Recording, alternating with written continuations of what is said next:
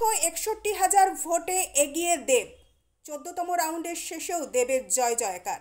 নমস্কার, 14তম রাউন্ডের ফলাফলের আপডেট নিয়ে আমি মৌমিতা দা।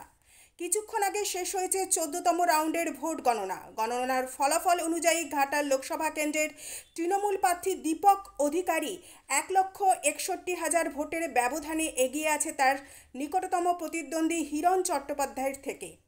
প্রতিটি দলের প্রাপ্ত ভোট সংখ্যা হল টিএমসি দীপক অধিকারী 6,98,922টি ভোট, বহুজন সমাজ পার্টি সৌমেন মাদ্রাজি 6,631টি ভোট, বিজেপি হিরণ চট্টোপাধ্যায় 5,37,179টি ভোট, সিপিআই তপন গঙ্গোপাধ্যায় 6,61,798টি ভোট, এসইউসিআই দীনেশ মেইকাপ 3,366টি ভোট, নির্দল গোপাল মণ্ডল 3,554টি ভোট, অপর নির্দল সাহেব চৌধুরী 2,746টি ভোট, নোটা 10,833টি ভোট।